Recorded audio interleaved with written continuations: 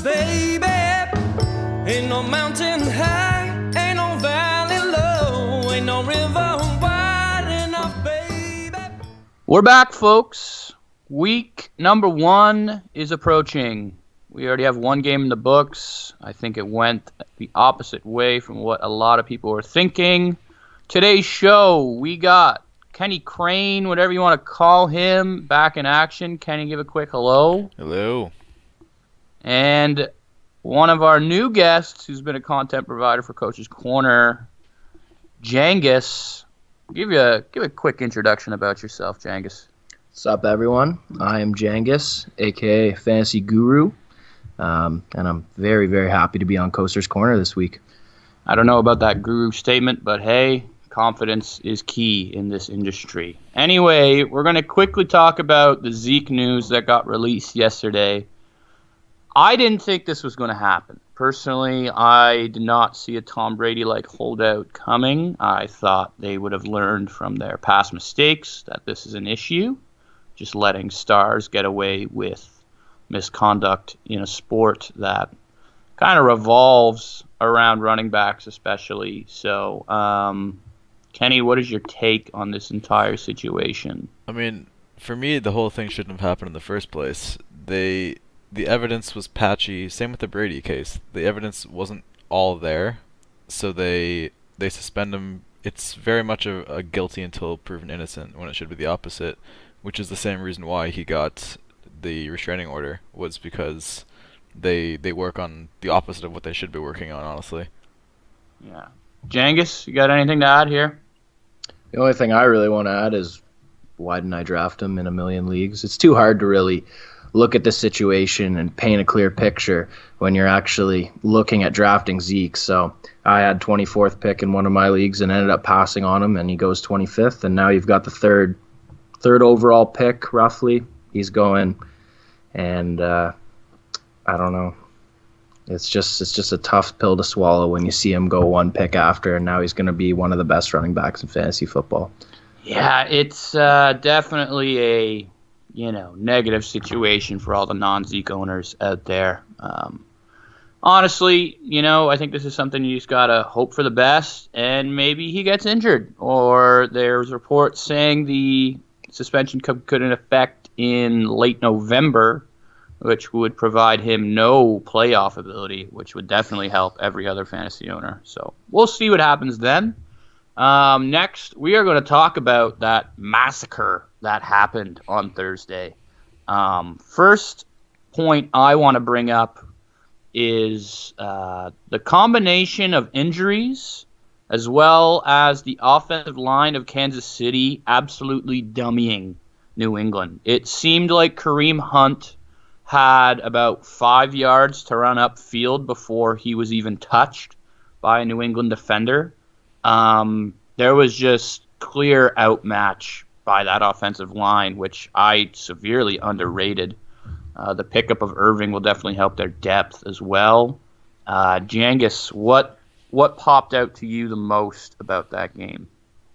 When I watched that game, I was just wowed at how good Kareem Hunt actually was. Like you mentioned, the offensive line, but God, that guy could run. He ripped off a couple long ones in that pass from Smith. And also, Alex Smith was checked in. He was thrown to everyone. I think he had four incompletions. Yeah, 28 for 32, something like that. And geez, like he was something to be reckoned with. But also, I think Andy Reid really played the game plan well, because he knew that Kelce was gonna be covered by the New England corners and the defense, and they schemed against Kelce, but Reid used Hill, he used Hunt, and really used it to his advantage, and KC took it. Yeah, that was something else. It seemed as though Kelce was shadowed by Chung for nearly every play Chung was on the field. Kenny, anything we missed / you want to go more in depth about that game? I just want to say, what a performance by Alex Smith. I mean, that was the big takeaway for me. He was hitting his receivers in stride. Haven't seen him do that in years. That Tyreek Hill pass, the Kareem Hunt pass, those were all perfect passes. And I mean, to put up 42 points in the Patriots defense at New England, that's not an achievement that many people are going to do.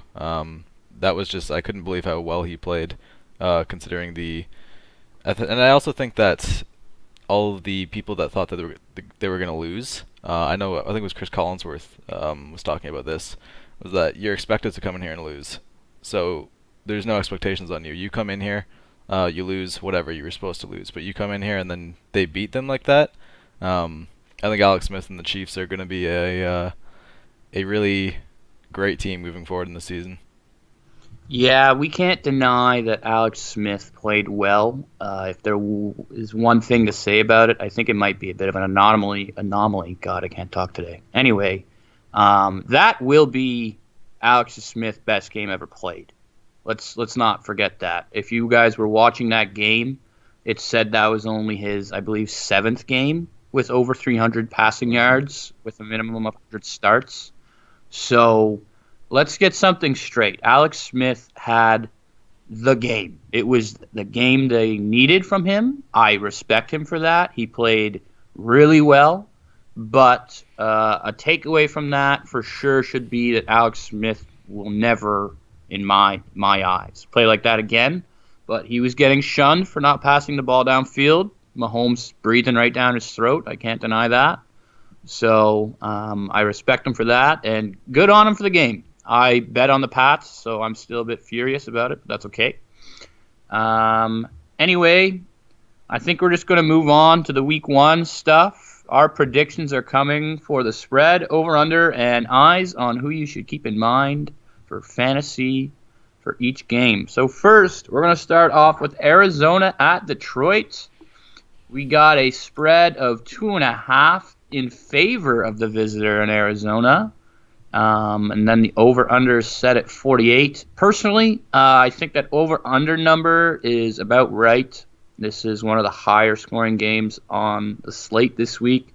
And it should be. You got a passing happy team in Detroit playing against a pretty good secondary in Arizona. You have Mr. Number 1 overall pick, David Johnson in Arizona, probably going to have his way with the Detroit defense. Arizona is one of my top picks this week. Reasons being is I just think Carson Palmer will have a bit of a bounce-back year. A lot of people are saying they are destined for playoffs. John Brown's healthy. That's going to help them substantially.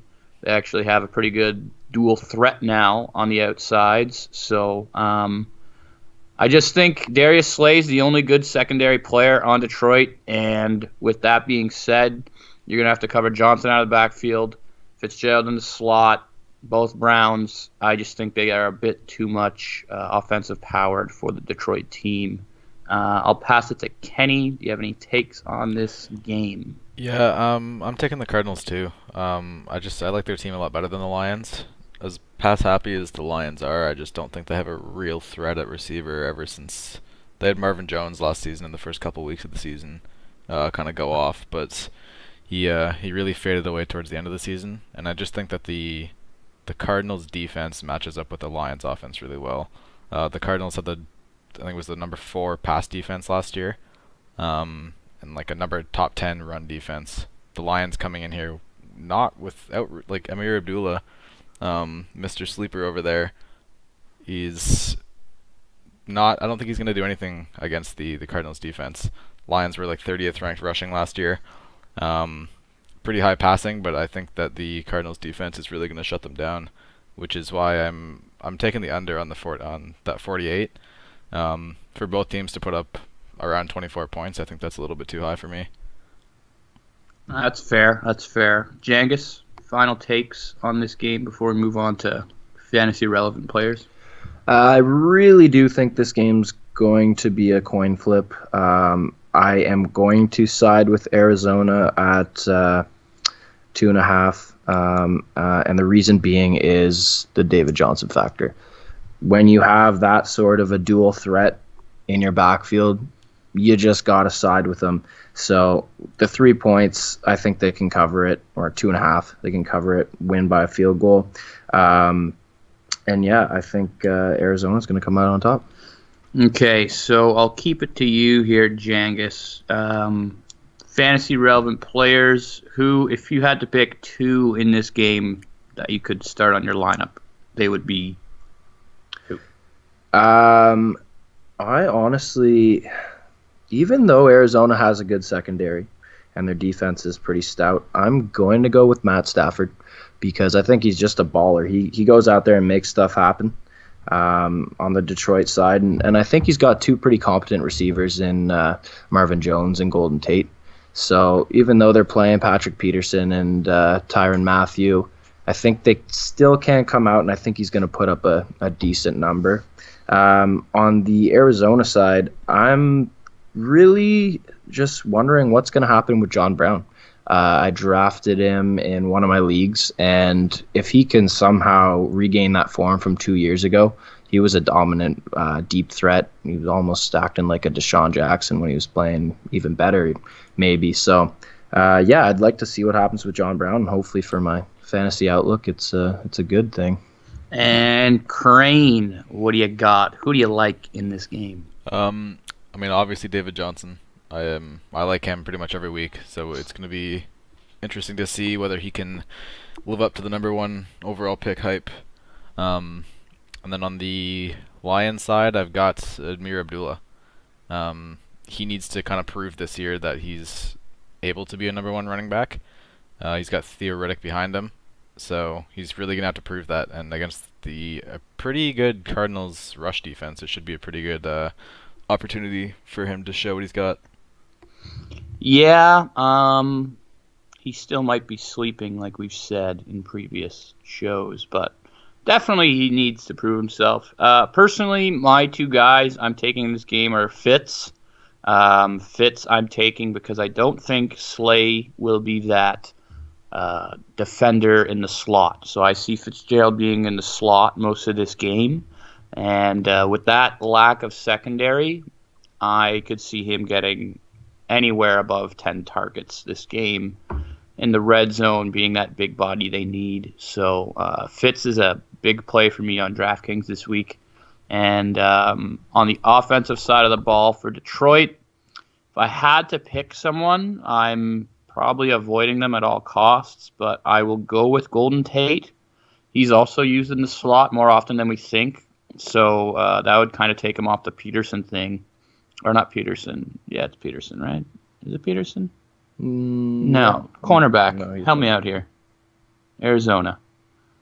The good one. Patrick Peterson. Yeah. Peterson. Okay, then why am I Yeah, second you're guessing good. myself? I'm thinking of Adrian again. Anyway. Yeah, so without Peterson being on him the entire game, Tate could be a valuable asset there. Until I see Eric Ebron do something, I can't pick him, but I think in the future he will be someone to watch.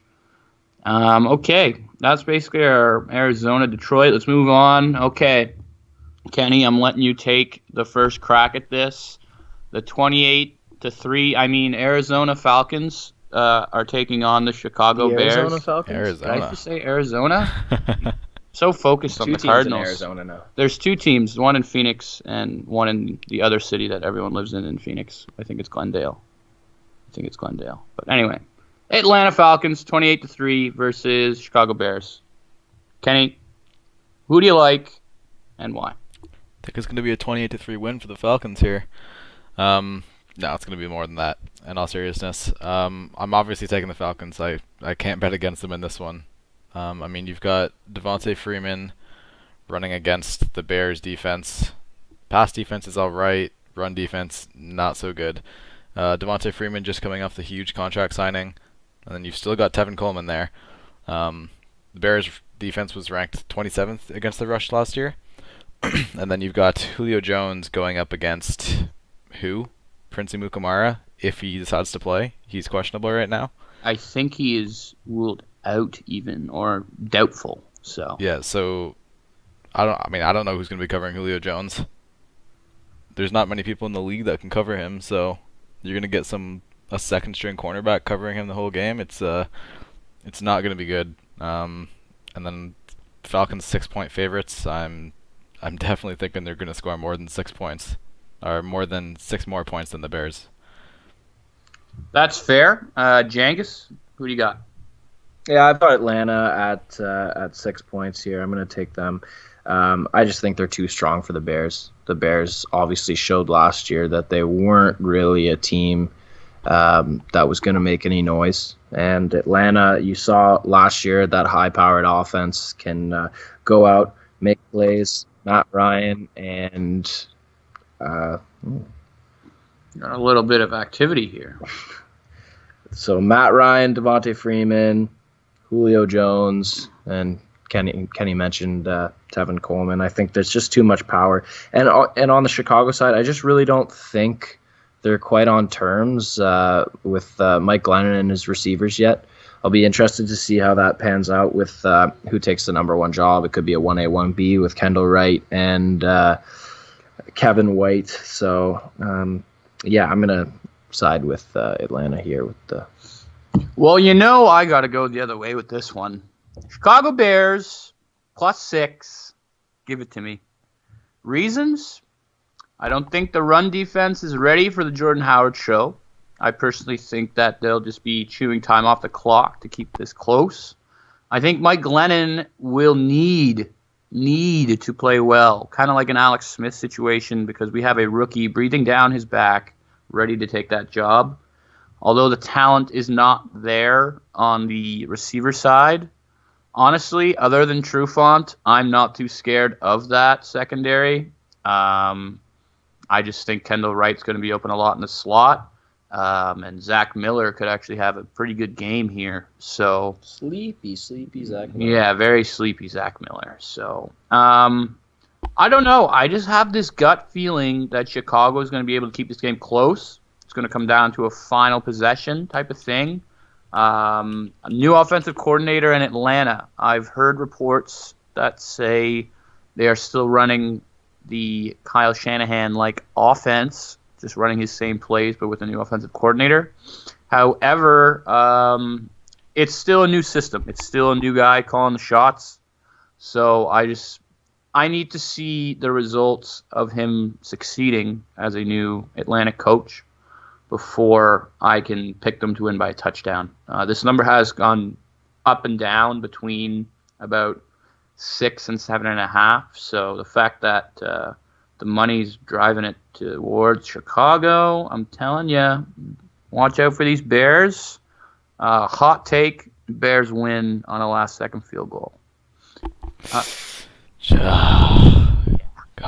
then the over-under, if I had to pick, it's an under, but I'm probably going to pass on that number. Jangis, Kenny, anything on that over-under total? It's too hard to tell, really. There's so many variables that could push this game to an over. If Atlanta gets up big early, then I think it's probably going to go over with the garbage time that Chicago has. But I can see Glennon just misfiring and just having an under here. So I won't be betting it personally, but... Kenny, any thoughts? Yeah, I'm actually going to go under in this one. Because I think the reason being is that I think the Falcons are going to have to put up the majority of those points. I don't trust the Bears' offense to put up more than 20. That's being generous. I think one of the most least talked about things this year from the Falcons is the improvement of their defense. The addition of John Terry Poe on that defensive line, the addition of Tack McKinley in the draft. Their pass rush is going to be real. Their Deion Jones in the middle, Keanu O'Neal, the hard-hitting safety in the back. I really don't think that the Bears the Bears offense is going to be able to put up more than 20 points against the Falcons defense. Okay, just to confirm, Prince Amukamara is doubtful. Kyle Long on the Bears side listed as questionable. People are saying he'd be surprised if he played. And then Pernell McPhee on the defensive side is also questionable. Was looking like he wouldn't play, but now he should be good for Sunday's opener. So that's the last-minute injury news regarding that game. All right. I think we went over pretty briefly of who we like in that game, but just to do a quick recap, Fantasy-wise, on Chicago, Kendall Wright for me. Jordan Howard if you want to pay up, / if you have him in fantasy. And then on the Atlanta side, you could probably pick every player if you would like. Julio and Devonta Freeman in particular. Jangus? Fantasy question here. If you are in my situation, I own Kendall Wright and Allen Robinson. I've been flipping them in and out, but I really like Kendall Wright in this game. Would you go for Kendall Wright at Atlanta or against Atlanta, other than Allen Robinson at Houston? Kenny? I hate to say it, but I mean, if there's one weakness in the Falcons defense, it is that cornerback. So unless Desmond Trufant is going to be glued on him the whole time, I'd go with that matchup there. Yeah, I think I would too, but the upside of Allen Robinson is pretty strong. So it would depend for me on kind of the base of the rest of your team. So if you feel like you could win without, a big Allen Robinson day, I would take Kendall Wright. He's more safe. And I'm seeing like 7 catches, 80 yards from Kendall Wright versus, it could be anywhere from 4 to 10 catches with Robinson. It's all going to play it on Bortles, right? So I just think the floor is better with Kendall Wright, so I'm going to say Kendall Wright. But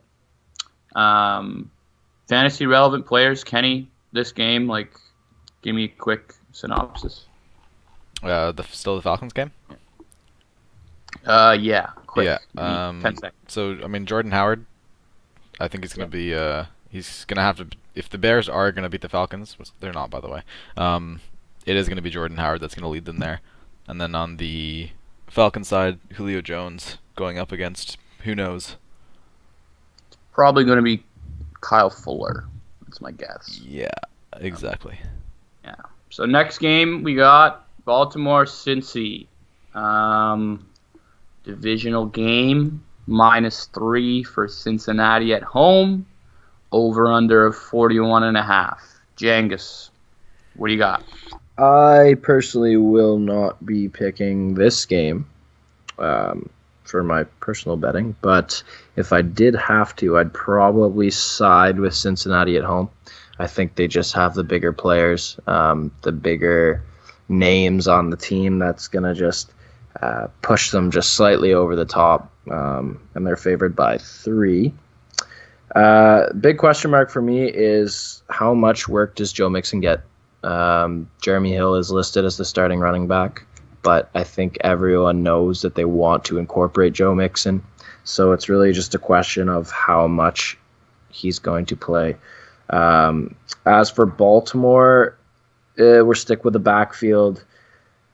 What's the shakeup going to be between Terrence West and Danny Woodhead? What are they going to use? I know Woodhead's obviously the pass catching back, but is he going to be used more in a rush scenario? Who knows? Terrence West hasn't shown to be the best back ever, and Danny Woodhead has been very, very effective. So I want to see how the Baltimore backfield shakes up in this game. Kenny, thoughts? I don't think it's going to be a very high scoring game. The over/under is 41.5. I'm definitely taking under on it. The Ravens offense, Joe Flacco hasn't thrown a pass in the preseason. He was injured the whole preseason, but he is starting week 1. So it'll be interesting to see how he performs in week 1. But if the last couple of years are any indication, then it's not going to be a high scoring game for the Ravens. I think that the Bengals are just going to outscore them barely. That 3 points, that one's a tough one for me, but I am going to take the Bengals on the spread. Just barely. I think they might win by 4 or 5. Yeah. Yeah, I'm avoiding the spread, but I'm more than there with you on that under call. I just, like you said, Flacco hasn't thrown a pass yet in a game this season. Yes, he practiced all week this week, so at least he got reps with the first team. However, he's got a lot of new weapons. Let's not get that out of the way here. Perriman's actually playing. Macklin just got signed.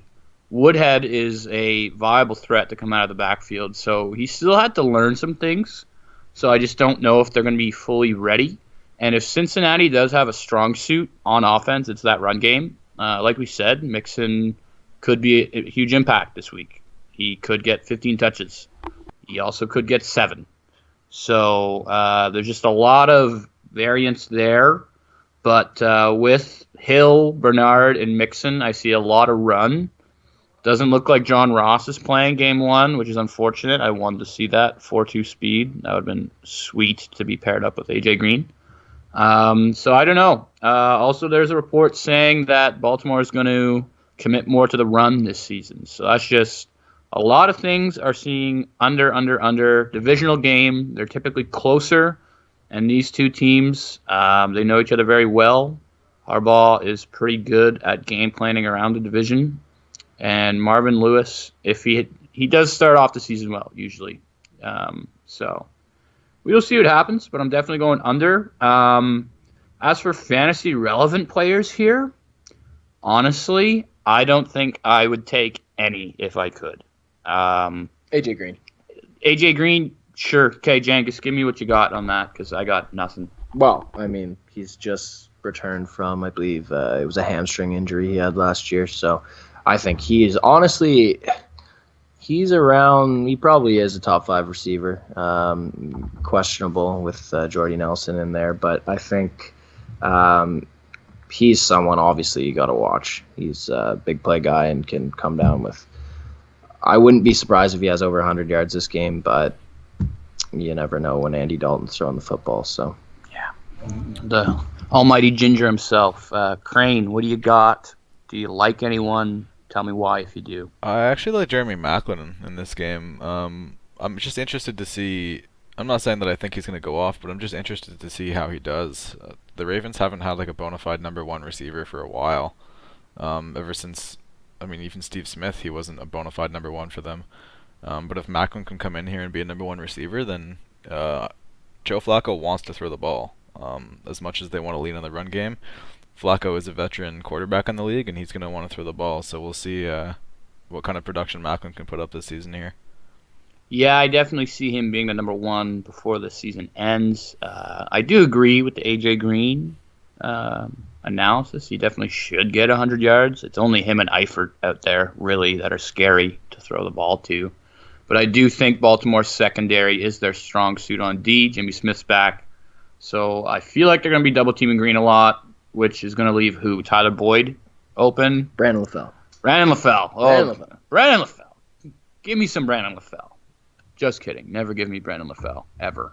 It's actually kind of underrated. He was all right last year. Yeah, it wasn't like anything spectacular, but anyway, we're going to move on to the next game, which could be the driest of the bunch. Shout out to J.J. Watt again for doing all the help he can with the hurricane relief, both in Houston, and I think his charity's also helping out the victims of Miami. So quick shout out to JJ for that. But the game is in Houston. They are rallying. They are playing at home to the Jacksonville Jaguars. Spread set at 5. Over-under at 39.5. So that talks to the dryness of the game. I'm going to take the first crack at this game. Personally, I think that Jacksonville can cover the 5. I probably won't bet it, but that just seems a bit high for a game that has such a low total. I think it's going to be close enough where it's going to be possibly 25 to 30 runs on both sides. Miller's going to be getting the ball all day. And Marone has come out and said if we could run it every play, we will, with big Lenny Fournette, rookie, game 1. I'm excited to see that, but it sucks that he has to go against J.J. Watt and Clowney his first game. Like, rough go, bud. Rough go. So, yeah, Jags plus 5, and I'm taking the under. Reasons. The only good thing about the Houston offense, in my eyes, is Hopkins. So who's Hopkins playing against? Ramsey and new signed from Houston, I think it's A.J. Bowie, like what you put in the water. So I just think he's going to be shut down. And then the taxman, C.J. Fedorowicz, gets your taxes done, and catches TDs. So I don't see them scoring too many points. That's why I don't know why they're favorite by so much. And then if you look at the opposite side of the ball, you have Jacksonville playing against one of the, if not best D-lines, as well as a pretty good linebacking core. So I just don't see a lot of points. I see a lot of field goals and maybe 1 or 2 touchdowns total in this game. Jangus, I'll pass it to you for what you think.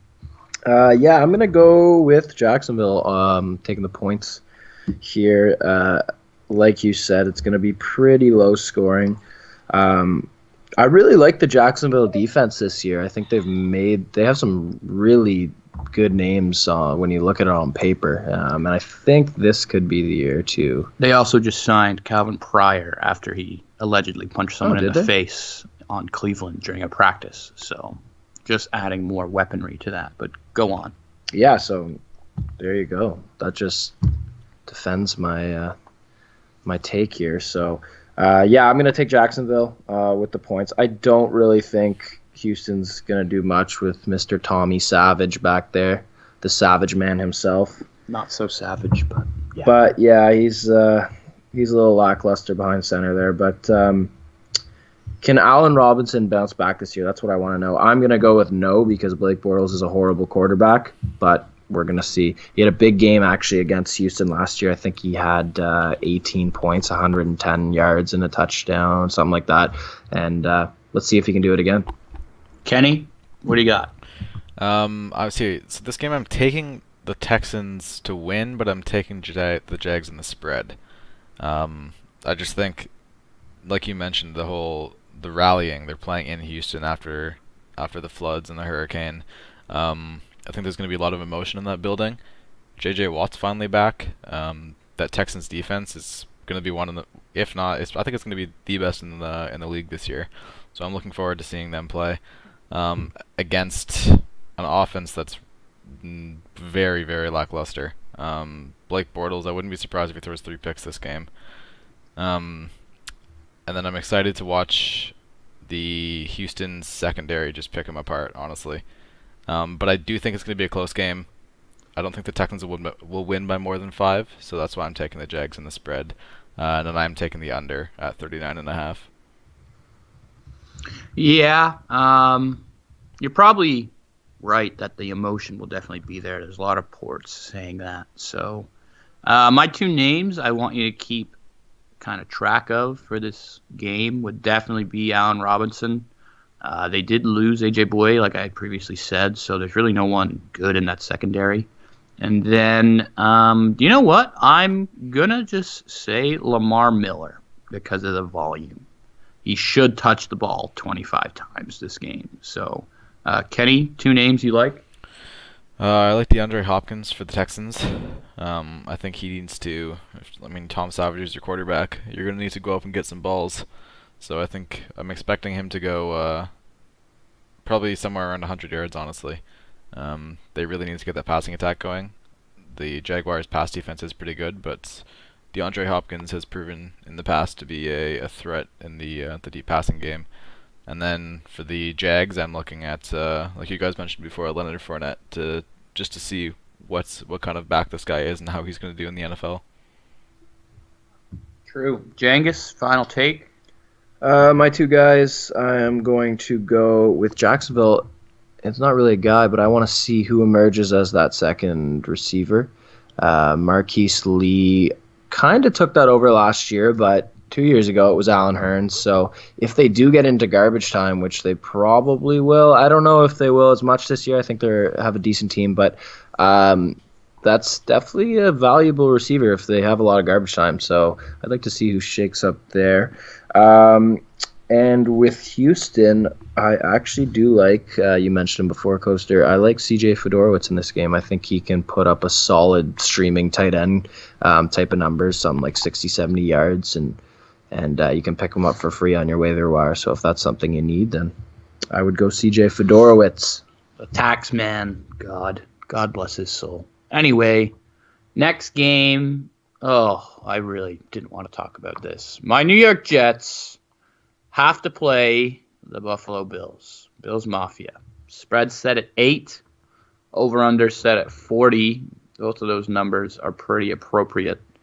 I'm not going to say much about this game just because you're going to hear me say the same thing probably every week. Both teams want to lose. Exactly. That is another fact. Both teams do want to lose. But the Jets want to lose more. They have, in my eyes, the worst team in the league, bar none. Bar none. So if you can ever take the non-Jet team, take the non-Jet team. What sucks is this number to me is a bit high considering that the Bills are also pretty bad. Tyrod Taylor was injured most of the week practicing. So I just don't know how well he will be able to do. But if I had to make a pick, I'm avoiding this game. I'm still taking Buffalo because I see the Jets scoring no more than 10 points. Buffalo's D is still pretty solid. They did lose Darby and Gilmore, so the secondary is a bit hurt. But if we can't remember, the Jets have no one to throw the ball to, so that's really just not an issue. Kenny, anything we should note in this game? I'm with you on the spread being a little high. The Bills are gonna win. By the way, if you're in a suicide pool, this is the week to take the Bills. You're never gonna take them for the rest of the season. Take them this week. This is very true. But I kind of want to take the Jets on just the spread +8. I mean, the Bills are gonna win, but by 8 points, I'm not even sure they'll put up 8 points. McCoy might put up 8 points, but if he doesn't, if the Jets shut him down, then I'm not convinced about that. So I'm taking the Jets on the spread, honestly. Definitely the over/under at 40. Taking under easily. Yeah, it's a weird number for sure. Jangus, final notes. You're a Bills fan, right? Mm-hmm. Okay, so this is interesting for us then. this is a tough one for me, but I think I'm kind of siding towards the Jets. As you guys said, it's a little high, I think, 8 points for the Bills. I think they're a competent offense with Shady. I think he's going to run all over the Jets this game. I would not be surprised if he had plus 100 yards plus and 2 TDs. But I just find it hard to take Buffalo with 8 points. I can see the Jets in garbage time just clawing back. I think the Bills will get up big or get up by probably 2 scores to start the game. But I think the main man, Billy Powell, is going to come back there, and he's going to catch a couple passes from Mr. McCowan, and I think he's going to drive the Jets back into covering the spread. So I'm going to go with the Jets here. Yeah, you pretty much just hit the hammer on the nose for the two people, for me, that are fantasy relevant in this game. Shady McCoy, I think 100 yards is even a bit low. I'm seeing something more like 150, possibly even 200 total. Jordan Matthews didn't get the reps he wanted. Zay Jones is a rookie, so who makes sense to have the ball the entire time? Shady McCoy. And then, Bilal Powell or Matt Forte. I really just don't care which running back you take. They're both, decent enough to get the ball, whether it be catching or just rushing. So one of the Jets running backs, everyone seems to be on Powell's side, and I just don't understand it. They're still splitting carries. I'm interested to see if it's 50-50, 60-40 this week as to who gets it. Kenny, is there anyone you like in this game? Definitely McCoy. I think McCoy is a top 3 or 4 back in the league. So I expect him to get a massive, massive amount of carries this week. And then Jermaine Kearse. I mean, let's see what he does, right? Wow, Jermaine. I love it. I love it. I mean, I love to hear the Jermaine Kearse love. The Jets made the trade. Got rid of Sheldon Richardson. Made the Seahawks even scarier. But I'd be interested to see if this trade ends up being not as one-sided as a lot of people think. Yeah, it's going to be a weird game. I unfortunately will be on the road, literally, as this is going on, so I will not be able to watch, but I will see that recap without a doubt. Anyway, next game. Okay, I think this next game is the most interesting / could be the highest scoring. There's 2 games on the slate that are like this, and this is the first one.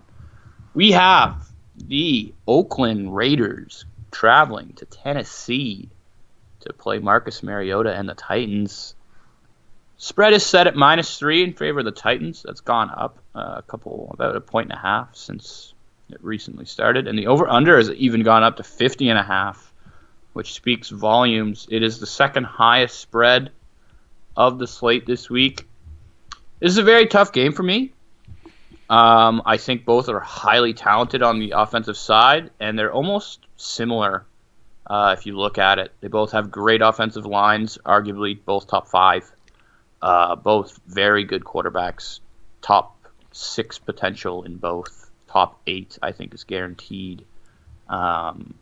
Both have receivers on each side that are more than willing to catch the ball. Tennessee more so did that through acquisition with Eric Decker and the draft pick in Davis. And then Oakland has Cooper and Crabtree. This game is just so close that I really don't know who to take. The better defense in my mind is Tennessee, just because I think other than Khalil Mack, I think the secondary is not going to be good enough to cover the offensive weapons Tennessee has. And the fact that they're home, I'm going to take Tennessee. They're not my personal favorite. I probably won't even bet it. And the over-under, I'm just going to say over, just because of the shootout possibility. I just think this could be a Derek Carr and Mariota battle.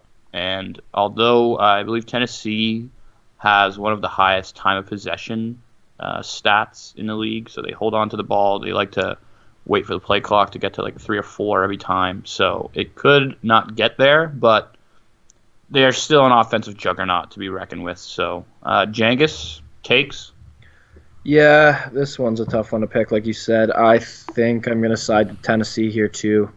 I think the spread's a little high. It should kind of just be a coin flip, but I'll go Tennessee given that they're at home. I usually side with the home team in these close games.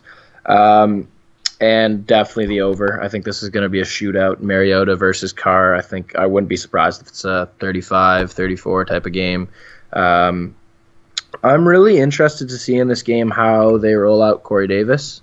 They invested a lot in him with the fifth overall pick in this year's draft, and he was battling a hamstring injury through training camp, but he's good to go for this game. So I want to see how much he's going to play and if he's going to be their main receiver over Eric Decker.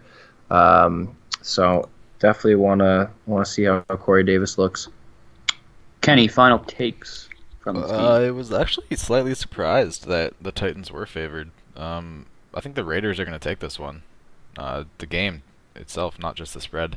I think the Raiders are going to be, we'll see how the Patriots do, but they're the biggest threat in the AFC for the Patriots. Derek Carr coming back healthy.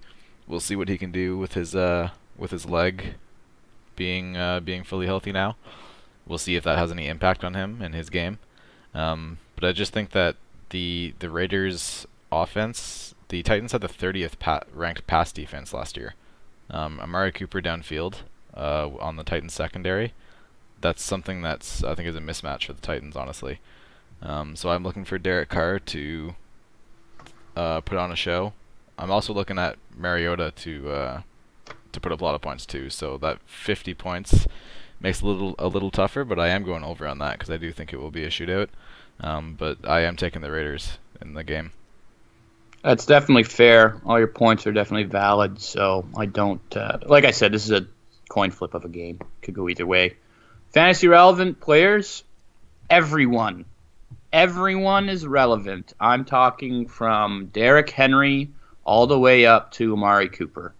If I had to pick two, probably Crabtree and Mariota.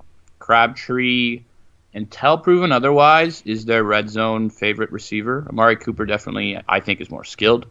Could get more volume this year, but Crabtree's my pick.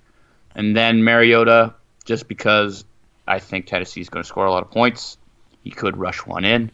He could throw for three TDs, but there's also that scare that DeMarco Murray and Derrick Henry eat up all the touchdowns. But I don't see that happening. Just like you said, the pass defense of Oakland is weak. So Mariota. Jangis, go. Obviously, you got to like one of the Oakland receivers, so I'm going to go Amari Cooper. I think he is in line for some more TDs this year. I think he's only had 4 his first 2 years, so there's got to be an uptick in that. And I think that Crabtree, his numbers might fall a little bit because of the Amari Cooper. But yeah, you always got to watch out for Seth Roberts because he's going to come in there and just vulture a TD, just slot guy running in, grabbing the TD from both the stars. So yeah, I'll go with Cooper with Oakland. And for Tennessee, I think Mariota's going to have a huge game. Well, both quarterbacks should, but Mariota's going to have a huge game, I think, and he could easily throw for 3 TDs and over 300 yards because this game's just going to be back and forth. Kenny, final thoughts on fantasy-relevant players? Yeah, I like Derek Carr. Like I mentioned, I think he's going to put up a lot of points in that Titans secondary. And then Delanie Walker. I'm taking Delanie Walker in DraftKings until he finally goes up. I did it all last year, and it paid off more times than not. The guy's a monster. He's such an underrated tight end in the league, and Mariota targets him a lot, especially in the red zone. He's a big dude, so I expect him to get a few touchdowns this tomorrow on Sunday. I definitely see where you're coming from, but I do think he will have one of the biggest fantasy drop-offs in the league this year just because of the added arsenal that Tennessee did with Decker and the receiver Davis. I'd also like to add, we didn't even mention Jared is cooking in Oakland, new tight end. Definitely an upgrade from Walford, so that's also something to keep in mind. Anyway, next game. Most people probably find this a bit of a boring game unless you live in one of these cities. That'd be the Philadelphia Eagles traveling to Washington to play the Skins. This is one of my underrated plays of the week. I just think the spread being at only 1 in favor of Philly, over-under set at 48, and my pick that I feel pretty good about is Philly. I just think they're a better team. If you look at them from both sides of the ball, they're way better on defense. I think Washington has Norman. And other than that, there's not too much that scares me about that defense. So I think Carson Wentz will be able to pick off whoever he wants to throw the ball to, whether it be Zach Ertz, who is your tight end play of the week, by the way. And Alshon Jeffrey. Oh, yeah, how can we forget about new Alshon Jeffrey? So Philly's my pick. Over-unders at 48. It's a tough number, considering Kirk Cousins has a lot of offensive power. He likes to throw the ball. But with a lack of running game, because we don't know how good Perine is yet, and Rob the Job Kelly. Fat Rob. I just don't believe in him. So if I had to say a pick, it's under. But Philly's definitely my main attraction to this game. Kenny, what do you got? It's pretty much a coin flip for this one. Taking the Redskins, though, just for the fact, 1, they're at home, and 2, the Eagles, historically in the past 2 seasons, have not been able to beat Kirk Cousins. That's very fair. Any over-under takes, if you had to say any? At 48, definitely under.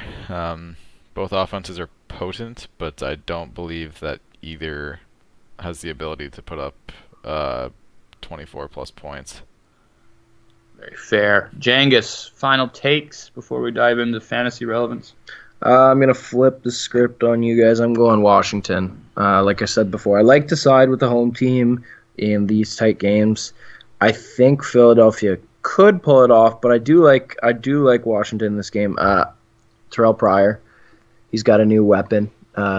Captain Kirk over there's got a new weapon. So I want to see how he starts. I know there's a couple reports he's not looking too connected with the offense quite yet, but you know what? I think he's a freak of an athlete, so he can make any plays happen whenever he wants. But yeah, I'm going to side with Washington. The over-under here is really a coin flip at 48. I I think this could be a high-scoring game. I think Carson Wentz is a really competent quarterback that can easily put up some points. And as you already touched on, Kirk Cousins, I think he's going to put some points up too. So I'm going to probably side with over on this one. That's very fair. Yeah, this game could go either way, so I won't be surprised if it lands on the Washington side. So, fantasy relevant players, like I said, if you play DraftKings and you don't put Zach Ertz in your lineup, you will not win this week. That's just a fact. He is going to get targeted 10 plus times. Jeffrey is going to be shadowed by Norman. Therefore, who's left? Really no one. Nelson Aguilar, until proven otherwise. Torrey Smith. Me Torrey Smith. Forgot about that Sleepy signing. Torrey Smith. Yeah, he definitely stretches the field out for Philly, which will help. But I just think Zach Ertz is the play all day. And, Terrell Pryor not picking up the offense. Jamison Crowder could not even play. He's questionable, but it sounds like he will play, but not fully healthy. And Jordan Reed, is that guy ever healthy? Like, it seems like he's good to go this week, but still having a little bit of foot pain. So, if I had to pick, I'm probably going to side with Jordan Reed. I know Philly doesn't do too well about the tight ends, so I will say Jordan Reed, or just take Captain Kirk. He could light up Philly. So, Kenny, anyone we should take in this game? Garrett Blunt.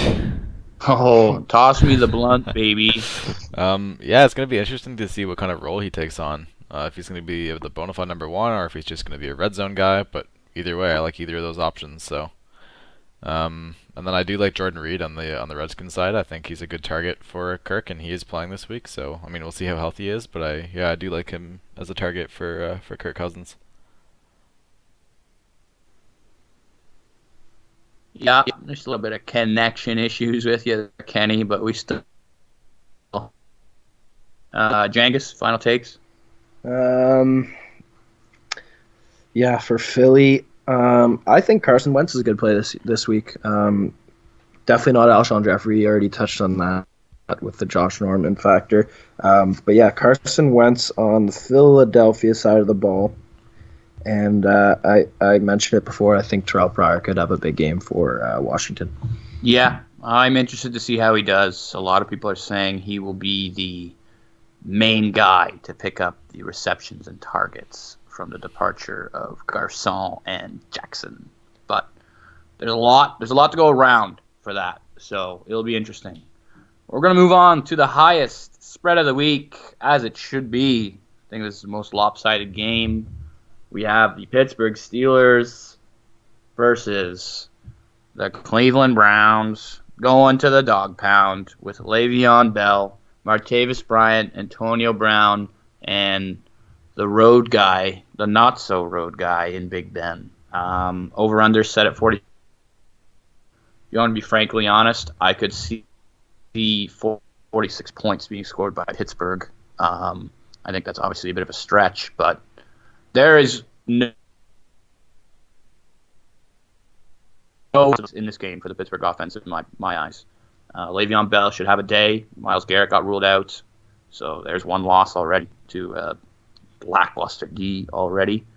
Spreads at 9. I recognize Big Ben is not the greatest on the road, but I just think the talent mismatch is too much, so give me Pittsburgh. Obviously, if you don't pick Buffalo in your survivor pool, Pittsburgh will be your next bet. Over under at 46.5. This is so tough, just because I think the front seven of Pittsburgh is going to eat up the Crow Man and Isaiah Crowell. And Deshaun Kaiser is a rookie quarterback. Although he has a top 3 offensive line in my eyes in front of him, I don't know how many points the Cleveland Browns will put up this week. But like I said, I could see 35 plus coming from Pittsburgh. So, if you had to put a gun to my head, give me the over, just for the fact that Pittsburgh's going to score 35 or more. Jangus, what do you got? Yeah, like you touched on, the big 3 for Pittsburgh. I'm really eager to see Martavis Bryant play football again. I think he is the home run hitter, obviously than on Antonio Brown, but he's a big play guy, and I want to watch him. I'd like to see how DeShone Kizer fares in his first game. I think he definitely has the capabilities and the qualities to perform for the Cleveland Browns. Corey Coleman as well. I definitely like him this year, and Kenny Britt as well. I really would like to see who's going to take the starting job there. I'm going to side with Coleman. He looked really good last year before going down with, I think he broke his hand. So yeah, those are the three guys on the side of the Cleveland side of the ball. I'm not too fond on Isaiah Crowell this week because mainly the game script isn't going to work for him. I think Pittsburgh goes up big early in this game, and it's just not going to allow Crowell to really run the ball. I think they're going to be passing almost every down, so I think that really bodes well for Coleman and Britt. And yeah, so I think I'll take Pittsburgh on the spread. I think they're going to overpower them, obviously, and I'm going to go with over on the over-under at 46.5. So, Kenny? Yeah, I'm taking Pittsburgh at -9. I just think that, like you guys said, they're going to go up early, they're going to stay up, and then they're going to run out the rest of the game. It's definitely going to be more than 9. With Le'Veon Bell. Let's not yes, forget that. Yeah, exactly. So they have the ability to run the ball and still beat them all game. So, wouldn't be surprised if Antonio Brown doesn't get too many targets this game, just based on the fact that they're going to be running out the clock for half the game. But yeah, I do like the Steelers. Over/under, I'm going to go under. I just don't think the Browns are going to put up many points. And if the Steelers are up 3-4 possessions at halftime, they're just going to run it out and they won't put up many more points. So I'm going under 46.5 just for that reason alone. That's very fair. Fantasy relevant players for me is if I had to pick a Steeler, it's Lev Bell. They're going to get up, like we said. It's a pretty obvious pick. There's really not. If you argue that Lev Bell won't do well this week, I don't think you should be playing fantasy football. But that's just my take. And then on the Cleveland side, Coleman versus Britt is basically what you have to decide. Coleman is the number one. Britt is a bit bigger, so he's probably your red zone target. For that reason, I'll probably take Britt. I took him in 3 out of my 5 pools, so give me Kenny Britt. Jangus, agree, disagree, like anyone else? Marty Bryant. I think he's going to have a big game. He's returning. He wants to shove it to Goodell after that 1-year suspension. So I think he'll have a big game for Pittsburgh. And with Cleveland, I think a little sleeper play here would be Duke Johnson. I think he's going to catch a couple balls because they're going to be obviously having problems and they're going to be down. So I think Duke Johnson's a good play this week, and he could end up with double-digit fantasy points. Definitely could. It's been used out of the slot, actually, too, in preseason. Kenny, final takes? Yeah, I do like Le'Veon Bell on the Pittsburgh side, obviously. Like you said, they're going to be running it out, so he's going to get a lot of touches. And on the Browns side, rather than trying to choose one of those receivers, let's just take the guy throwing it to him. Let's take DeShone Kizer. I know I'm not playing him in a fantasy league, but DraftKings he might be a solid, really, really budget guy if you've stacked up your other positions. Yeah, I don't mind that, actually. Should be getting a lot of pass attempts, so hopefully he just doesn't throw too many picks, and he could actually end up returning some value. So we are done with the 1 o'clock games. Moving on to the 4 o'clock games, we have... this would have been an interesting game if Andrew Luck was playing, but he's not. It's Scott Tolzien. God, literally. Zeener. The big Zeener. Spread set at 4.5 in favor of the home team, LA Rams. Over-under 41.5. To be honest, the over-under for me is stay away. If anything, under, just because both teams are lackluster on offense. We got a Sammy Watkins possibility, though. No Vontae Davis. So who's covering him? I don't know. And then we have a terrible pass defense. A terrible run defense going against a run-heavy offense. So for that reason, I'm taking the Rams on the spread. I think they're one of my better plays this week, actually. I just don't see much points coming out of Indianapolis. They're going to have to rely heavily on Frank the Tank Gore. Scott Tolzien is awful. They really just didn't do a good job with this quarterback situation in Indianapolis. Like, why he is starting is beyond me. I would have gone out and tried to pick someone up. But, hey, I'm not a GM for a reason, I guess. Yeah, that's pretty much my side on that. Run will be too much for Indy to handle, and I think they can just keep scoring. I think Jared Goff is actually going to have a bounce-back year. So, Kenny, what do you think? I'm taking the Rams on the game, but I'm taking the Colts on the spread. I do think the Rams are going to win the game, but 4.5 is a little high for me. I do think it's going to be a field goal game. Last-second field goal could decide it, but over-under at 41.5, definitely taking under on that. I mean, the Rams had the 31st ranked offense, or pass offense and run offense last year. 32nd ranked total offense, I believe. So, not expecting them to put up any points. And then with the Colts, it's just going to be however many touchdowns Frank Gore decides to score, which could be 2, could be 3. So, definitely taking the under on that. Okay, Jangus, final takes.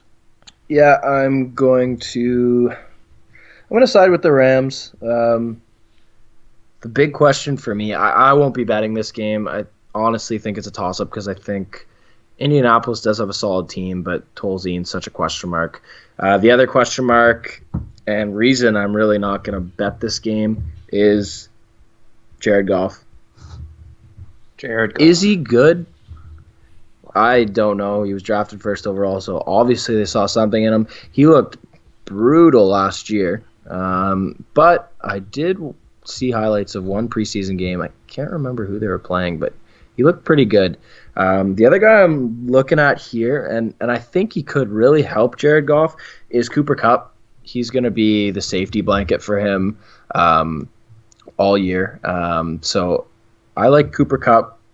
He's not a bad play, and I drafted him, I think, with the last pick or third last pick of the draft. Just threw a flyer at him. I think he can definitely be a very capable player for the Rams. As for the over-under, I'm going to go under. I just don't think this game's going to score a lot of points. I would not be surprised if it's a 12-10 finish or something stupid like that. So I'll go under. Yeah, there's definitely not too much fantasy excitement in this game. If I had to pick 2 players, Gurley. They got you a guard or a tackle to help you out this year in Whitworth. So hopefully that can bolster his offense. And on the Indianapolis side, Aaron Donald's not playing. So give me Frank the Tank Gore. I think he's their last hope at keeping this game close. He actually does get quite a bit of volume. People underrate that about him year in, year out, although he's getting a bit old. So those are my 2 players to watch. And I'll also like to add that the Rams, like Cooper Kupp is that third receiver. They got Robert Woods and Watkins now. So I just think there's more weapons. And Tavon Austin is still there. So Goff went from Tavon Austin being his only target to now 4 possible potential targets. So I just see a lot of upside for Goff this year. Call me an LA Rams fan almost. So Kenny, fantasy relevant players? I like the same 2 guys you mentioned. I think it's going to be a battle of the running backs. Whichever running back decides to... Neither of them have amazing lines. I think the Colts is doing a little bit better than the Rams. But, yeah, it's just going to be... this game's going to come down to whoever gets their running attack going. And final takes. You mentioned Kupp. Do you want to lock that in? Yeah, I'm going to lock in Kupp. Give me a cup of that. Cup of tea. Cup of Joe. Cup of Joe. for the Rams, and I'm going to go off the board a little bit. I don't like Scott Tolzien, and I probably won't be drafting or using this guy in DraftKings. But because you guys both went Frank Gore, I'm kind of out on a limb here. It's Jack Doyle. Oh, Doyle rules! So we're going to go Jack Doyle. I think he's going to have to be the safety blanket for Scott Tolzien. T.Y. Hilton obviously is the first receiver, but I don't see Tolzien attempting many long passes, so I'm just going to go with Doyle and, 6 catches for 55 yards. Solid tight end upside. Solid. Next game.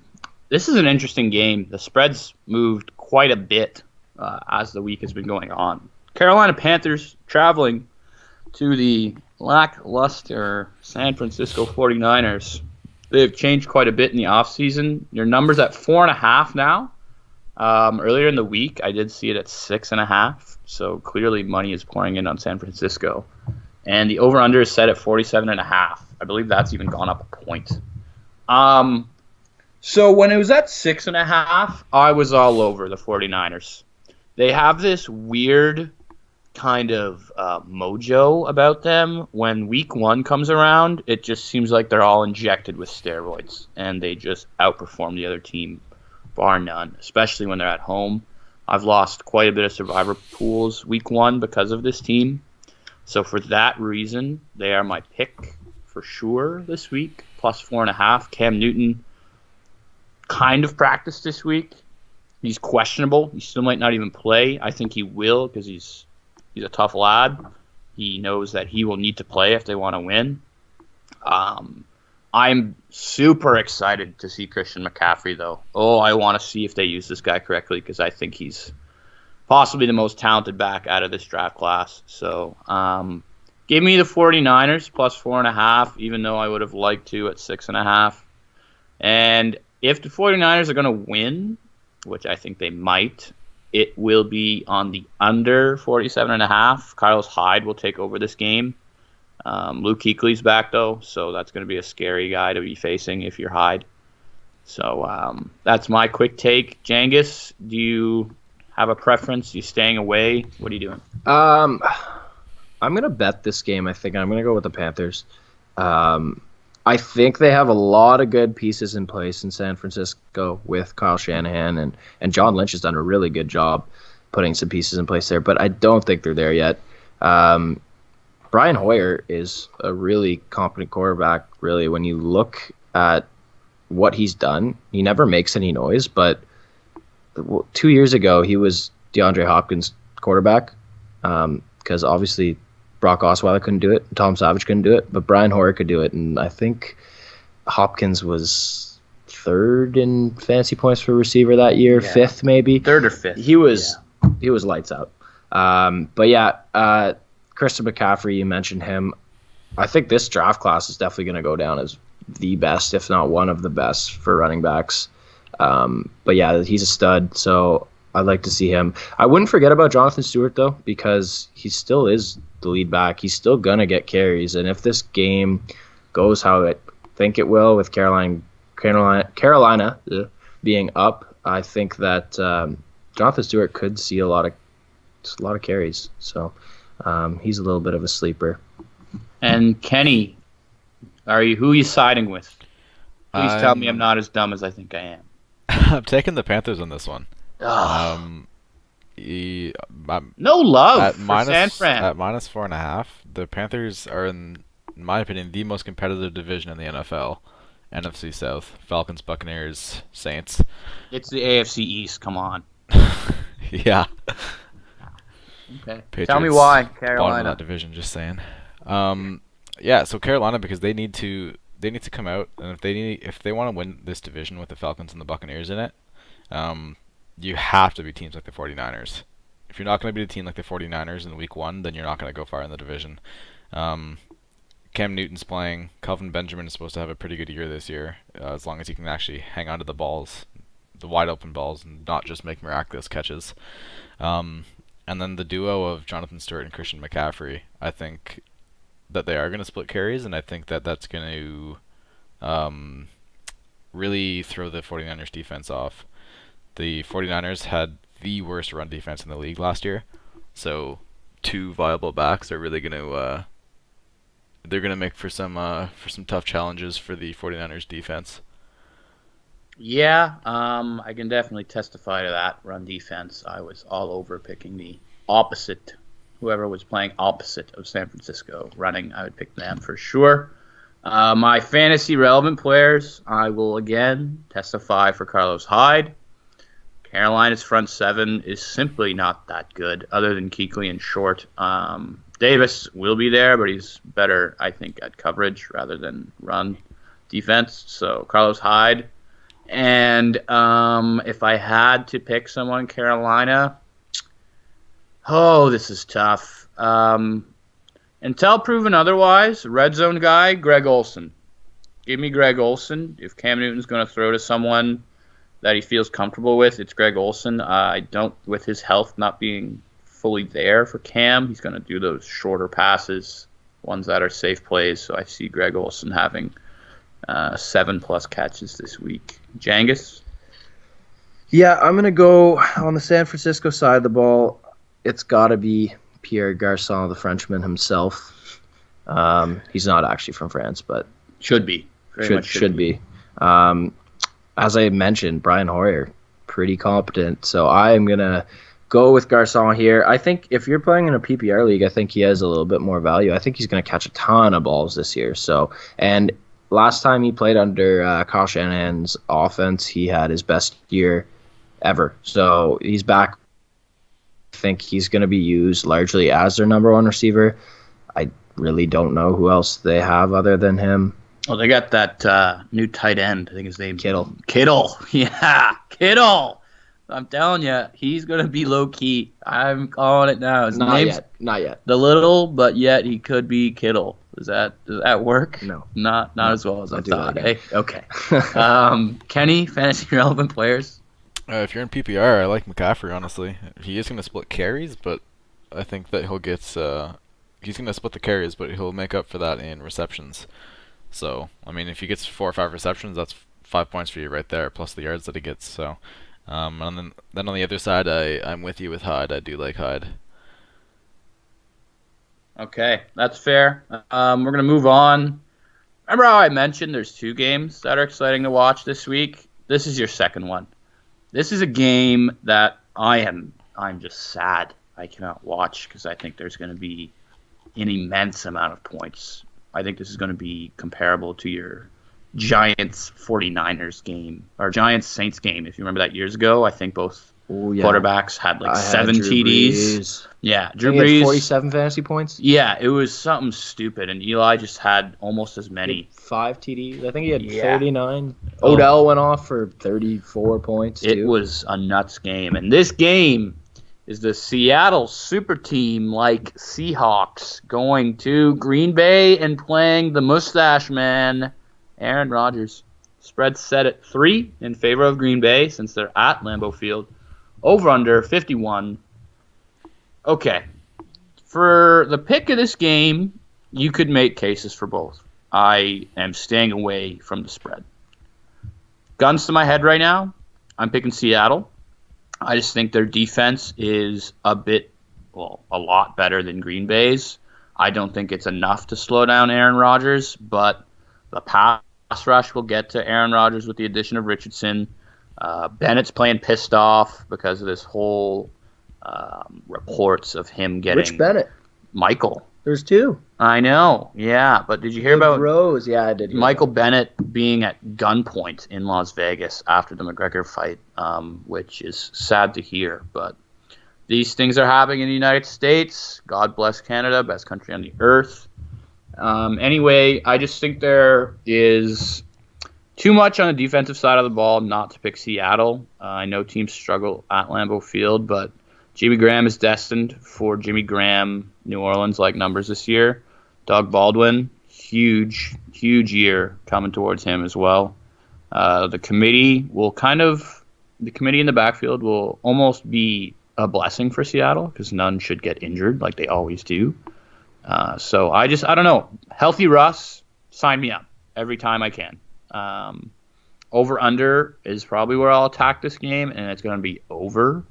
Like I said, this has potential for 49-49.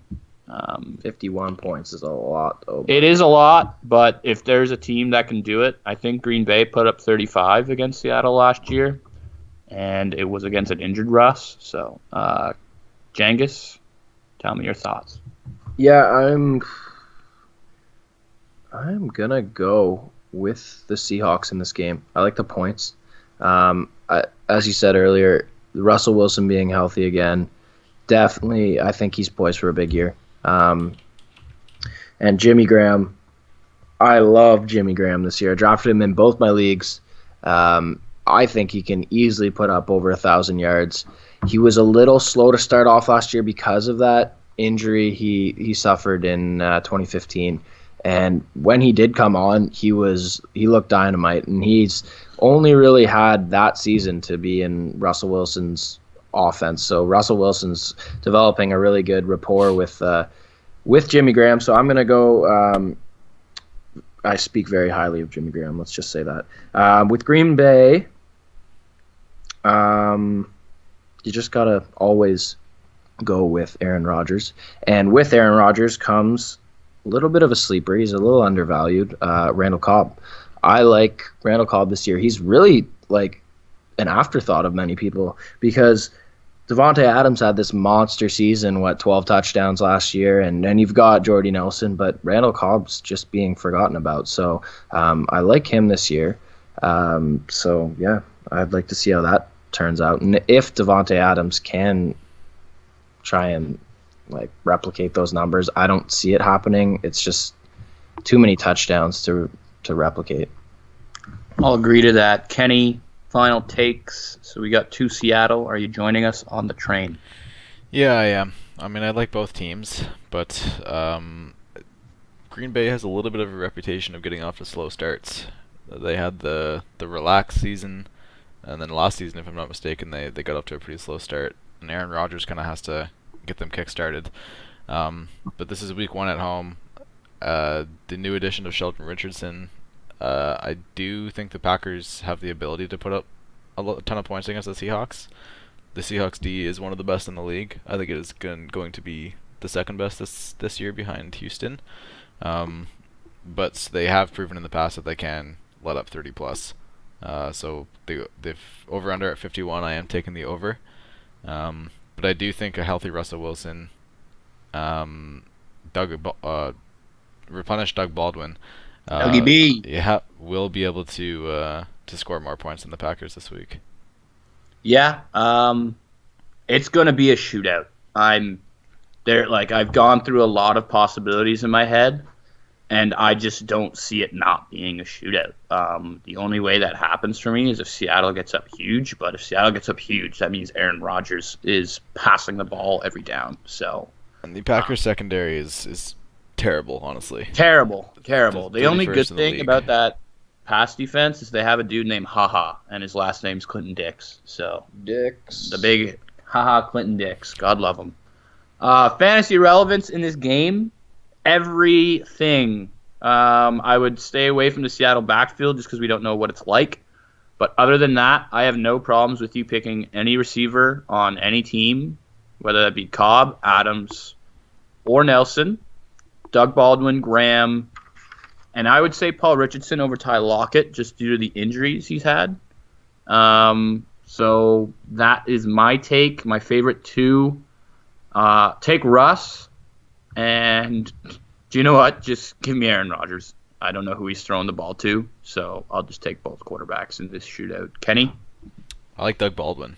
He's going to be Russell Wilson's go-to guy. I mean, Jimmy Graham is there, but Doug Baldwin's the deep threat. So if he can get a couple passes that are a couple deep passes for touchdowns, he's going to put up a ton of points this week.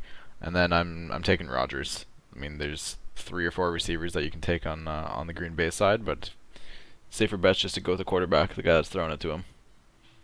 Yeah, I definitely see that. Jengis, do you got a final take for who we should be picking? Fantasy relevance. Because pretty much everyone is relevant in this game, I'm going to flip the script here and go with fantasy unrelevance and I give like you that.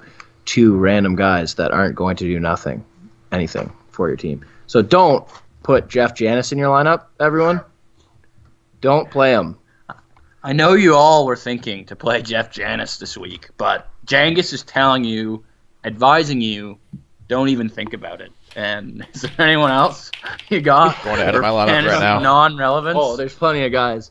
But this is a hot take here. Okay. Do not play this guy. Seattle Seahawks.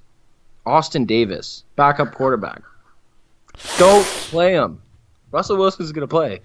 Okay. This isn't a bold prediction podcast. Bold prediction. I really thought Davis could light it up against this Green Bay team, but if Jangus tells you not to do something, you listen. That's something you should know about him. Anyway, we're done with the 4 p.m. games. We're moving on to the Sunday Nighter. I am more excited to see Carrie Underwood than this game, to be honest. It's good. It's a great game, but she will forever have a place in my heart that cannot be replaced, except if it's Blake Lively. Blake Lively is also up there. Anyway, Coaster's women takes. yeah, Coaster's hot, very hot takes. The Giants, possible Odell-less Giants, are traveling to America's team, Dallas Cowboys. Got Elliott locked up for the season. The spread is at 4 in favor of Dallas. Over-unders at 47.5. So, what are my takes on this? Obviously, with the question mark about Odell, this is a tougher game to take just because I think the pass offense of New York is very strong. Eli's got Marshall, he's got Ingram, and if Odell plays, even an injured Odell is still Odell Beckham. I don't think he will be used to the fullest of his capabilities, but that pass defense is not good in Cowboy land. They lost Brandon Carr.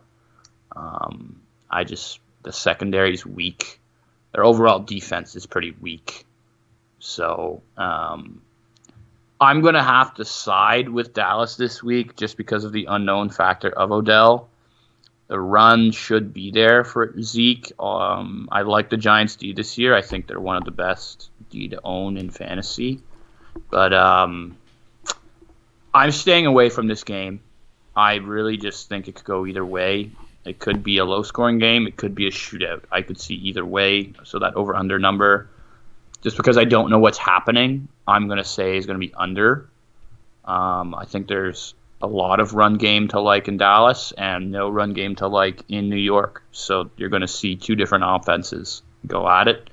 And whoever gets the lead first, I guess, will dictate this game. So I'm going to take Dallas and the under if I had to. Jangus, you want to take a crack at this? Yeah, I'm with you there. I'm taking Dallas at 4.5 points. The big question mark is Odell Beckham, obviously, in this game. Will he play? I believe he will play, but it'll be very limited in what he does. And I'll be surprised if he makes a big impact on this game. It really is quite a big swing when you think about it. Odell probably won't play, and then you've got Zeke. He's going to play. So that's where I'm putting my money because Zeke's back. He's going to run all over the Giants. I think he'll probably go for 100 yards and a touchdown.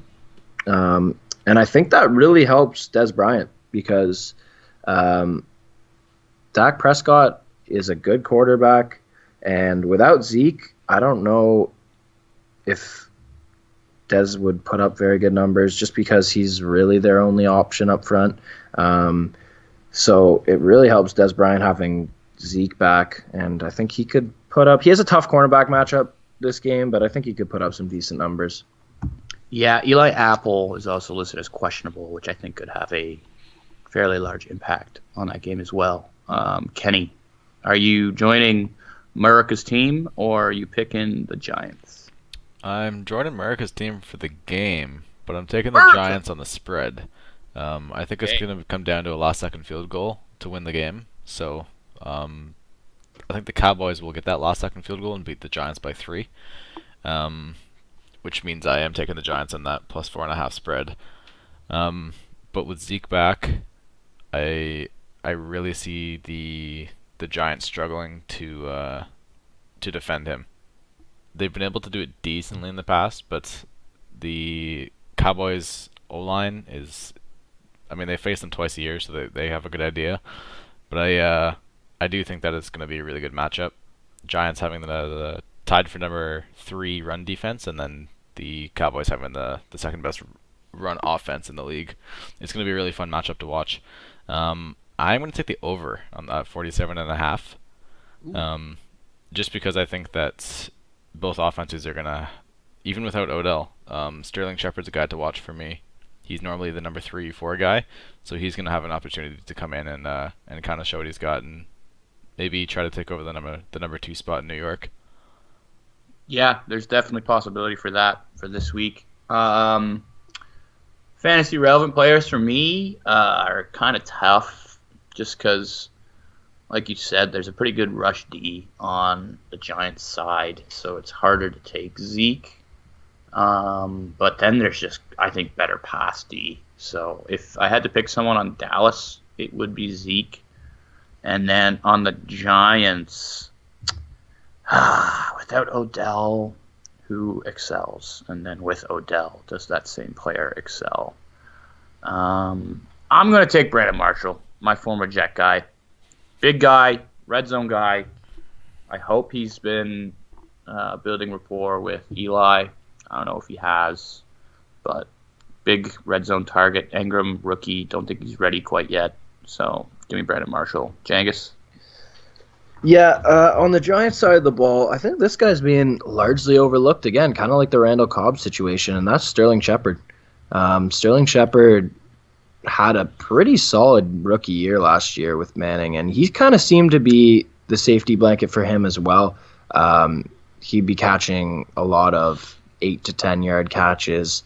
So I'll go with Sterling Shepard. I think he's going to have a pretty decent year this year, even with the addition of Brandon Marshall. And as for Dallas, I touched on him a little bit here, but I'm going to go Dez Bryant. He does have a really, not even this game, he has a tough start to the schedule with a few really good cornerbacks coming up, but he'll probably be matched up against Janoris Jenkins. So I still think he will have a good game, though, and like I said, Zeke coming back definitely helps his fantasy outlook. Crane, final takes for Sunday. Yeah, I'm taking Zeke. He's got something to prove now. He wants to take advantage of this opportunity he's been given, the second chance, I guess, to come out here and play this season. So he's going to be motivated. I think he's going to get 2 touchdowns. And then on the Giants side, I'm taking Sterling Shepard, as I mentioned. If Odell doesn't play. If Odell does play, I'd have trouble taking Sterling Shepard just because he becomes a number 3-4 guy. But if Odell's not playing, then I am taking Shepard to take advantage of the open spot there. Yeah, very fair. Okay, we're moving on to the 2 Monday games. First one, pretty interesting because I have a pretty good offense. Let's just say one of the best going against a very good defense. The New Orleans Saints are traveling to Minnesota. Spread set at 3 in favor of Minnesota. Over-under total set at 48.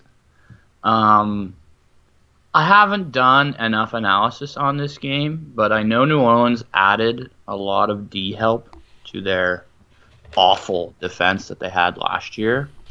But I still think their rush defense will not be able to handle Dalvin Cook. This is a intriguing opportunity for his first game. It could give him a show-stopping night. I don't think anyone's going to be able to match Kareem Hunt's performance, but out of the rookie running backs, I think this is the guy that could come close. He's been listed as the number 1. The only thing I'm worried about is Lat Murray taking away those goal line touches. For these reasons, I'm taking Minnesota on -3. I think they're going to win the game. New Orleans struggles away from the Dome. And Minnesota, I know Teddy's not playing yet, but this offense, I think, is not as bad as people give it credit for. Stephon Diggs is a pretty good player. Kyle Rudolph showed that he is more than capable to be a tight end 1. And then the addition of Dalvin Cook, healthy Treadwell, there's a lot. there's a lot to like about this Minnesota offense, and I think their defense is still one of the best in the league. So I'll take the Vikings, the 3 points, and the under 48 total, just because if they're going to win, it's going to be under their lines, and that is keeping the score low and the ball out of the hands of Drew Brees. Kenny, what do you think? I think it's going to be the opposite of that. I think it's going to be. I'm really excited for this matchup. It's because it's going to be the number 1 ranked pass offense versus the number 3 ranked pass defense from last year. So I just think. I shouldn't be picking the Saints, but I'm picking the Saints in this game. To win the game, not just the spread, just because I think the Saints offense is just going to overpower the Vikings defense. They're just going to put up more points, and the Drew Brees is going to have the ball a lot. He's going to throw the ball over 50 times. I think Adrian Peterson's actually going to get a touchdown this week. A lot of reports have been coming out that he's going to get more touches than people think. Poor Mark Ingram over there, but I mean, what are you going to do when you're in the Saints backfield? But yeah, I think he's playing in Minnesota. The revenge game. It is a narrative game. Exactly. So. He wants to stick it to him. But I do think Drew Brees is gonna put on a show, and just the Saints are gonna score too many points for the Vikings to keep up with, and I am taking the over at 48 because I think the Saints are gonna put up 40 plus. Yeah. Before Jankus gets his take, just no Snead means Ted Ginn is your number 2 receiver. That's a big reason why I thought Minnesota. Anyway, Jangus, go. Who you siding sides with here? That Snead thing just really annoys me. I drafted him, and we didn't hear anything about it. That's the worst part. There was no rumblings about him getting suspended, so I drafted him in my league, and good job it's a 10-team league, so I dropped him. But anyways. Quick 3 games. Yeah. No Snead for you.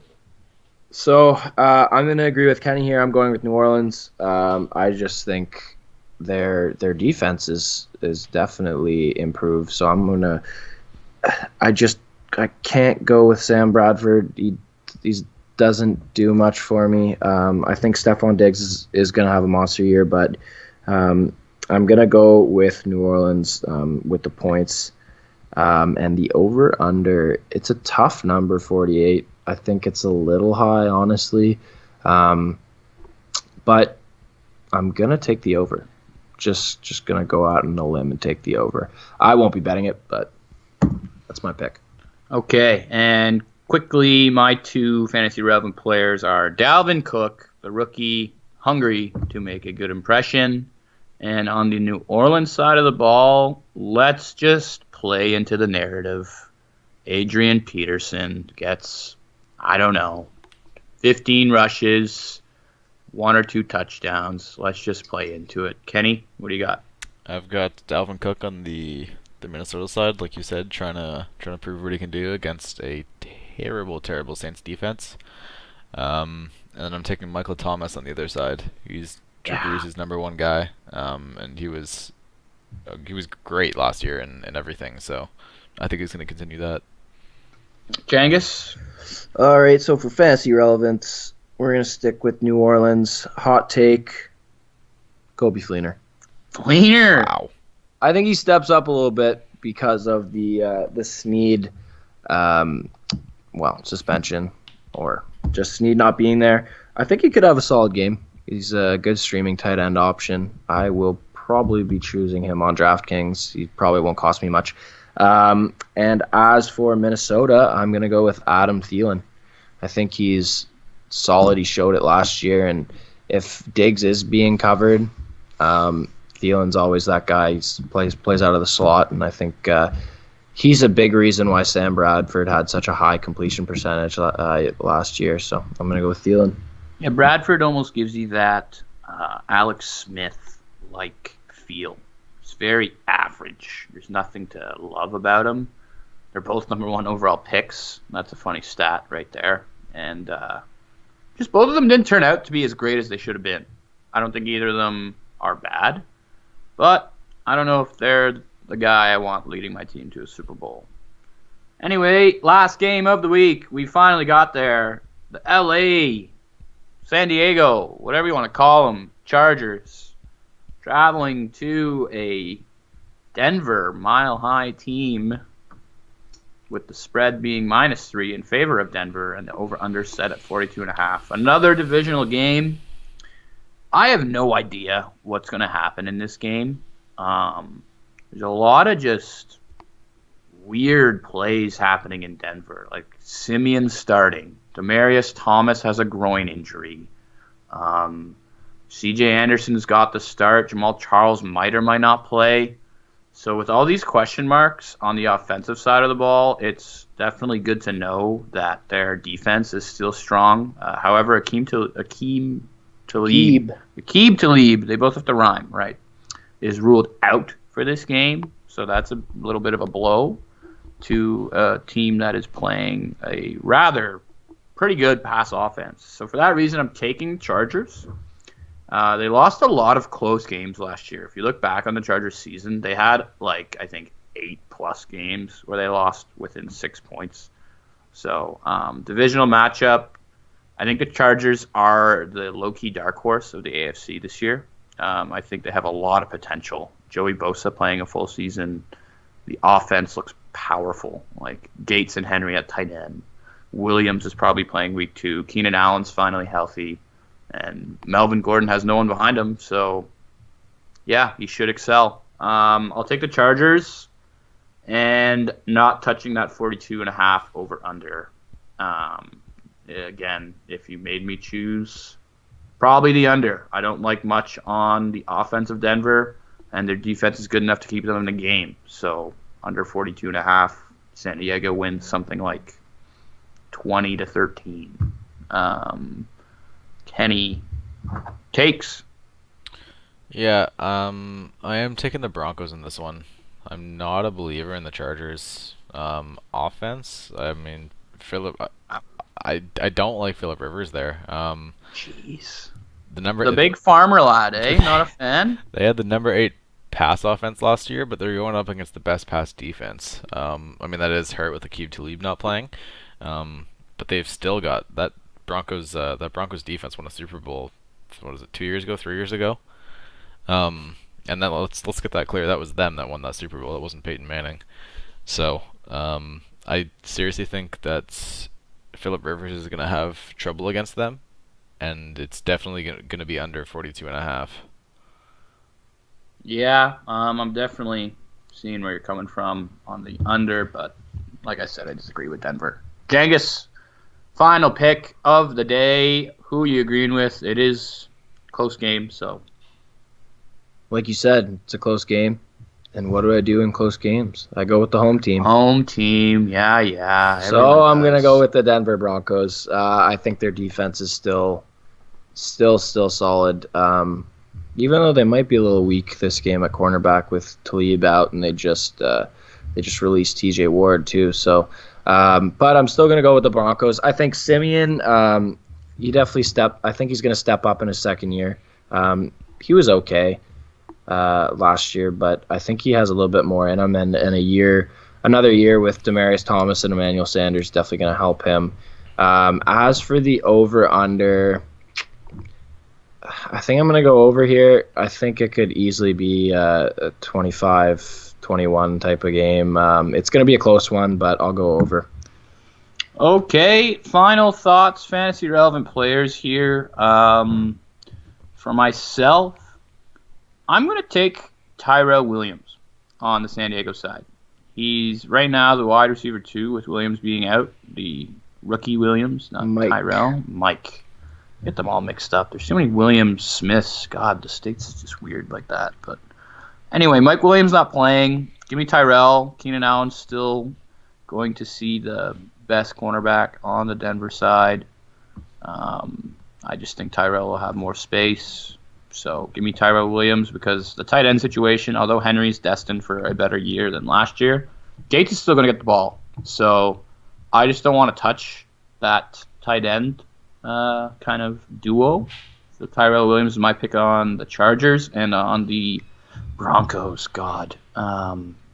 With possibly no Demaryius Thomas, injury-riddled Demaryius Thomas, I'll take Emmanuel Sanders. He actually is the quote-unquote safety blanket of Trevor Siemian. He likes to pass to him. I could see him getting 8 for 80 with a touchdown. That just is not something I would be surprised with at all. So, Emmanuel Sanders will be my pick for the Denver side. Kenny, 2 last players you got to talk about. Yeah, I've also got Emmanuel Sanders on that. I really like him as a target for Simeon. He's got the ability to catch one and then take it 50 yards right after catch. So you can kind of catch a slant and then he take it to the house. So he really gives the rack and yak. He really gives Simeon an easy target there for touchdowns. And then on the Chargers side, I like Melvin Gordon. Melv, eh? Melv, good old Melv. The Broncos' run defense, not great, honestly. It was ranked 28th last year. I know you've got Von Miller in that front 7, but he's a pass rusher. Melvin Gordon against the 28th ranked run defense. Sorry. I really like that matchup, and I think he's gonna be leaned on. Okay, Jangus, what do you got? On the Denver side of the ball, I'm going to go with CJ Anderson. I think he could have a solid game for sure. He's going to be the feature back. I know there's Jamal Charles, and he was a good running back, but he's also old and doesn't have knees, so that's kind of a problem. No knees is definitely an issue. D'Angelo Henderson's a bit of a sleeper in that backfield. If anything goes wrong with CJ Anderson, he could definitely see some carries. On the Charger side of the ball, I'm going to go with Keenan Allen. He's finally healthy, and I'm really excited to see what he can do. A tough matchup, obviously, going against Denver first game, but that's what happens when you play in the AFC West. But yeah, I'm going to go Keenan Allen. And you know what? Keenan Allen was on pace, I think, for 1,400 yards when he got hurt in 2015 with a random injury.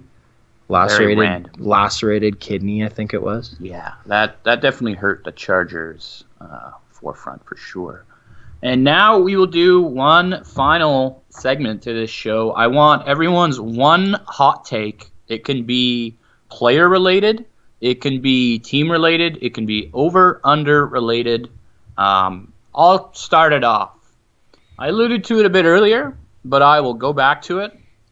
Green Bay, Seattle is going to have 80-plus points. That is my hot take for this week. So it could be 42-38, 45. I don't see any offenses stopping, and I just think the rush offense to both teams aren't good enough for them to kind of claw their way back in their given game. So 80-plus points. I'll give it to Kenny. What is your hot take? Again, player-related, team-related, doesn't matter. What do you got? I'm going to go with that Ravens-Bengals game. Okay. And I'm going to say there's under 10 points scored in that game. Wow. 10 total points. 10 total points. Yeah. Wow. I think there's going to be one touchdown in the game. So hot, I just burnt myself. Yeah, I just had to oh my god. I think there's going to be one touchdown on the Bengals side. Okay. And that's going to be it. The Ravens aren't going to put up points, and the Bengals aren't going to put up any more. You know what? Let's make it... Okay, let's turn it down one notch. Not even like a half a notch. We're going to say 10 even. 10 even. So I think you actually just turned it up. No. 10 or less. 10 Let's or put it that less. way, yes. Okay. So if they get 10, that counts. 0 to 10 points. Touchdown and a field goal. Okay. I'm not going to lie to you. I already have a bet with the under in that game, so I love that. And Jangus, finish out the show. I don't think you can top the temperature with this one, but if you think you can, go for it. Yeah. I don't know about that, but I already alluded to it. Let's just go for a hot take on it, too. Kobe Fleener, 2 touchdowns. Fantasy stud. Wow. You heard it here. Jangus, Kobe Fleener, the guy to own this week. So that will wrap it up for a bit of a prolonged Coach's Corner show. This will be happening weekly with these 3 lads, including myself, Coaster Crane, and Jangus.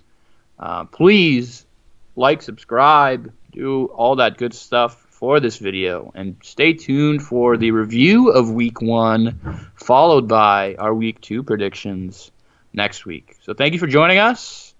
I'd like to just say, if you pick my picks this week, you will do better than the other two.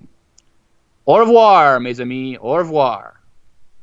We're gonna skate to one song only. Yeah, shit, motherfuckers wanna find me.